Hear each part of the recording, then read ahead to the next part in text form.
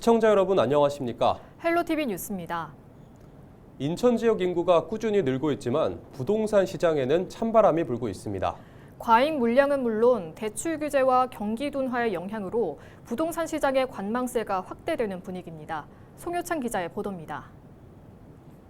인천시가 발표한 1월 부동산 시장 동향 보고서 자료를 보면 주택 매매 가격 변동률은 전월 마이너스 0.27%에서 마이너스 0.23%로 3개월 연속 하락세를 보였습니다.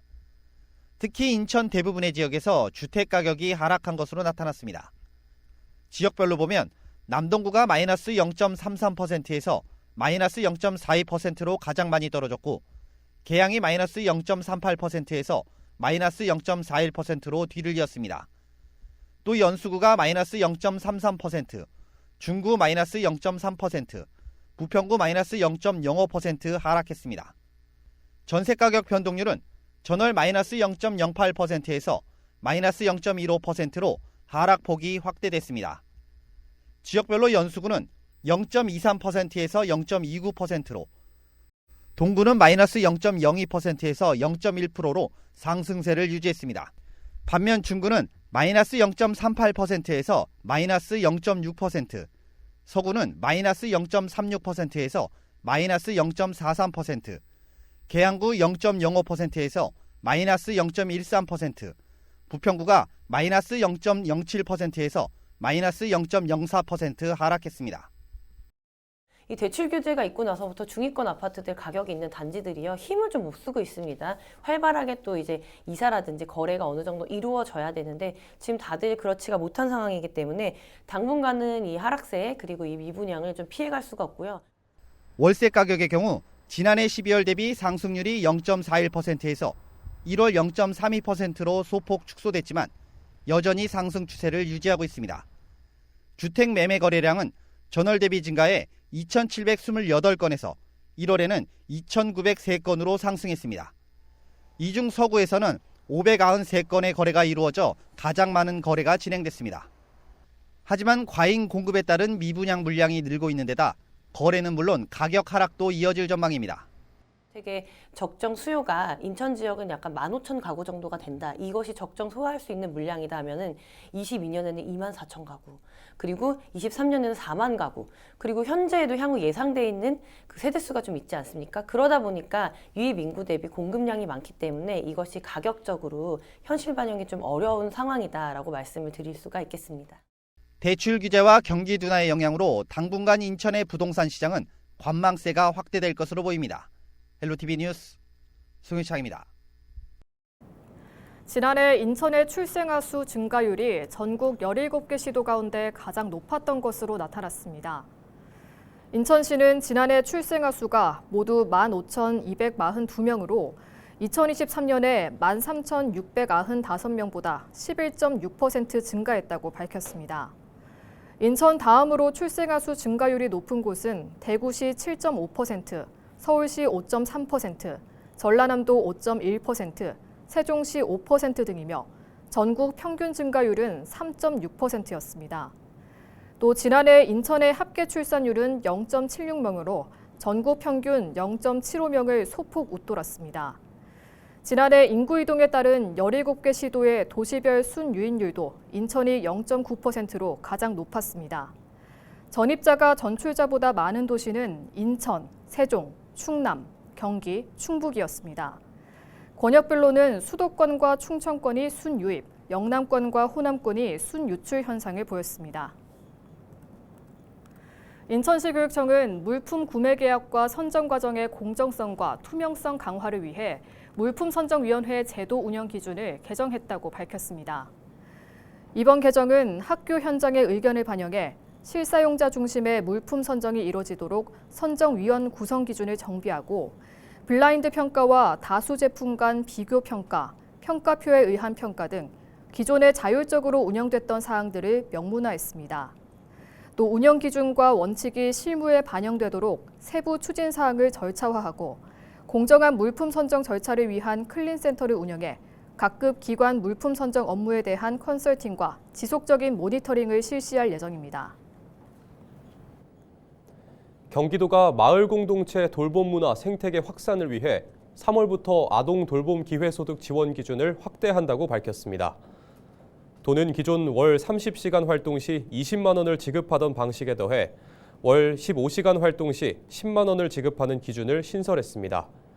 돌봄 공동체당 최대 지원 인원도 5인에서 7인으로 늘렸습니다. 도는 신청 방식을 간소화하고 현장 모니터링을 통한 제도 개선도 추진할 계획입니다. 경기도는 아동 돌봄 지원 기준 확대로 더 많은 돌봄 공동체 구성원들이 아동 돌봄 기회소득의 혜택을 받을 것으로 기대됩니다.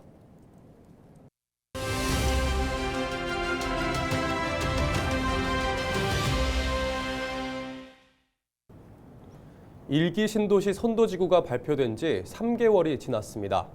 정부와 일기 신도시 지자체들은 선도지구에 들지 못한 단지들의 재건축 추진 방향도 곧 마련해 발표하기로 했다는 소식 전해드렸는데요. 다만 이번에는 2차 선도지구 지정 없이 지자체별 상황에 맡긴다는 판단입니다.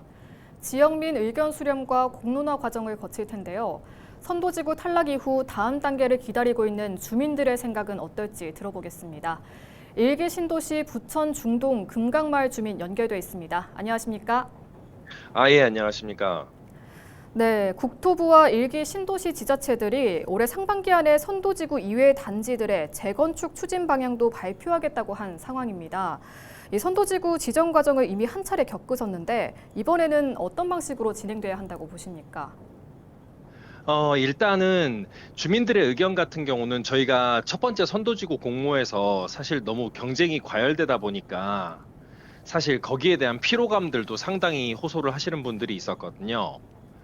그래서 이런 부분에 대해서 또다시 2차도 또다시 주민 제한 방식으로 또다시 다른 단지들과 경쟁을 해야 되는 부분에서 그러면 우리 단지가 정비구역으로 선정되기 위해서는 계속해서 매번 또다시 경쟁 이렇게 벌어지는 게 아니냐 하는 부분에서 좀 우려의 좀 시선들이 좀 많이 있어요. 그래서 이제 뭐 분당 쪽이나 이런 데서 이제 저도 들리는 얘기들을 종합을 해보면 그러니까 주민 제한 방식으로 해마다 또 일정 물량의 정비구역 지정을 위해서 경쟁을 매해 하기보다는 처음에 그냥 준비되는 단지들부터 정비 계획들을 다 입안을 하게 해주고 그 다음에 뭐 이주 대책이나 이런 부분에 대해서는 사업 시행 인가나 또는 관리 처분 인가 단계에서 서로 순서들을 다시 재조율을 하는 방식이 어떻느냐 그런 방식들에 대한 얘기들이 나오고 있는 걸로 알고 있어요. 그래서 저희 주민들 입장에서는 매번마다 한정된 물량을 가지고 또 여러 단지들이 또 경쟁을 하고 그 사이에서 또 갈등도 생기고 하기보다는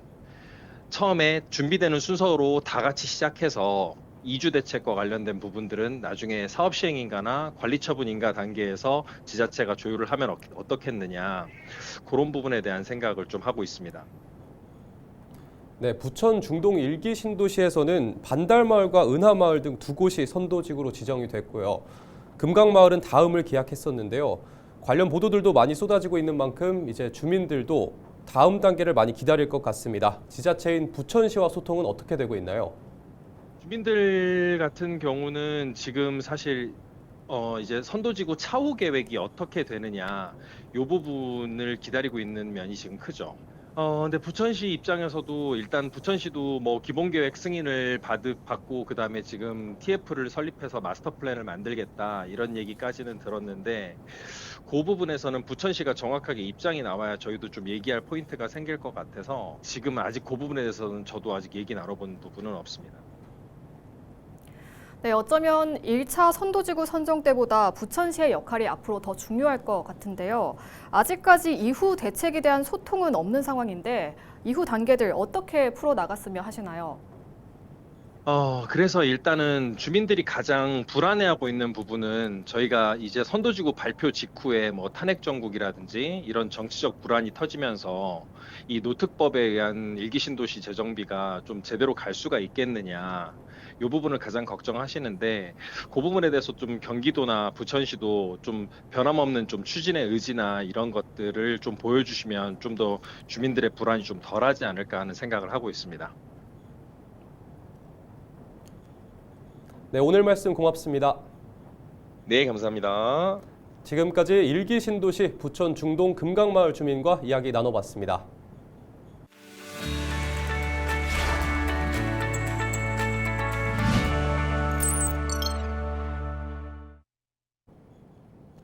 우리 지역 국회의원들의 한 주간 주요 활동 상황 살펴보는 국회는 지금입니다. 더불어민주당 노종면 국회의원은 최근 민주당 인천 부평갑 지역위원회와 서울 도봉갑 지역위원회가 공동으로 주최한 토크 콘서트와 상생 협약식을 성황리에 마쳤다고 밝혔습니다. 도봉구민회관 3층 소국 현장에서 열린 토크 콘서트 및 상생 협약식에는 두 지역 당원을 중심으로 200여 명이 참석했습니다. 더불어민주당은 서로 다른 두 지역위원회를 협력지역으로 선정해 교류하는 협력의원단 제도를 운영하고 있으며 이 제도를 통해 부평갑과 도봉갑이 협력지역으로 맺어졌습니다. 이번 행사는 두 지역의 교류는 물론 이해를 높이기 위한 자리로 마련됐습니다. 이날 두 의원은 앞으로도 두 지역위원회 사이 교류와 협력을 더 폭넓게 이어가고 당원과 함께하는 자리도 많이 만들겠다며 갑과 갑이 만나 갑절의 효과를 내도록 노력하겠다고 소회를 전했습니다. 더불어민주당 서영석 국회의원은 출산과 육아제도 개선을 위한 남녀 고용 평등과 일가정 양립에 관한 법률과 고용보험법 개정안을 대표 발의했다고 밝혔습니다. 현행법은 육아휴직의 경우 대상이 되는 자녀 연령과 학령이 제한적이고 육아기 근로시간 단축도 짧아 현실을 반영하지 못한다는 지적이 이어지고 있습니다. 또 가족 돌봄 휴직과 휴가 제도의 경우에도 사용 요건이 까다롭고 무급 등으로 인한 재정적 어려움이 이어질 수 있습니다. 이에 서 의원은 육아휴직 대상 자녀의 연령 또는 학령을 만 12세 이하 또는 초등학교 6학년 이하 자녀까지로 확대했습니다. 또 육아기 근로시간 단축 기간을 기존 1년에서 2년으로 연장하고 가족 돌봄 휴직, 휴가도 유급으로 바꾸는 내용도 담았습니다. 서영석 의원은 아이를 가진 모든 부모가 출산과 육아를 보장받고 존중받을 수 있도록 노동 환경을 개선하고 개선된 노동 환경이 아이를 낳아 키우고 싶은 사회적 문화 형성에 일조할 수 있도록 개정안이 제도적 기반을 튼튼히 하는 데 기여하기를 기대한다고 말했습니다. 지금까지 국회는 지금이었습니다.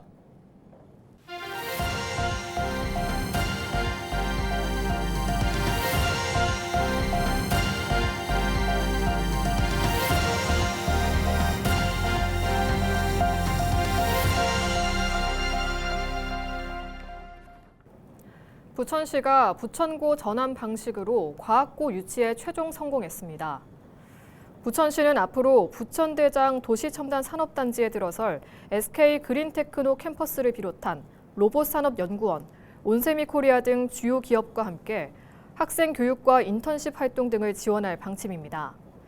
부천시는 부천고가 지난 2016년부터 과학 중점 학교로 운영돼 과학고 전환이 비교적 수월하고 신설 대비 시간과 예산을 절감할 수 있다는 장점을 부각해왔습니다. 실제 심사 단계에서도 로봇 분야 특화 교육과정과 학교 전환의 구체적 방안 제시 등에서 높은 점수를 얻었다고 부천시는 설명했습니다. 부천과학고는 경기도 교육감의 최종 지정, 고시가 이뤄지면 오는 2027년 개교합니다. 이로써 경기도교육청은 부천고, 분당중학교를 전환 방식, 가칭 시흥과학고와 이천과학고를 신설 방식으로 경기형 과학고 4곳을 개교하게 됐습니다. 시민 여러분들의 성원 덕분입니다. 감사합니다. 부천고등학교와 교육지원청 관계자분들의 노고에도 감사드립니다. 철저히 준비를 잘해서 2027년도 개교에 차질이 없도록 하겠습니다. 유니세프 인증 아동친화도시 부평구가 최근 3번째 아동참여위원회 발대식을 열었습니다. 이번 발대식에서는 3기 위원장 박소영 부광중 2학년 위원을 비롯해 모두 35명의 아동참여위원이 위촉됐으며 앞으로 1년 동안 활동하게 됩니다. 아동참여위원회 연령대는 7살에서 14살까지입니다. 아동참여위원회는 아동이 자신과 관련된 정책에 대해 의견을 표현하고 참여할 수 있는 권리를 보장하기 위해 설치된 기구로 지난 2023년에 최초 결성됐습니다. 이상으로 뉴스를 마칩니다. 시청해주신 여러분 고맙습니다.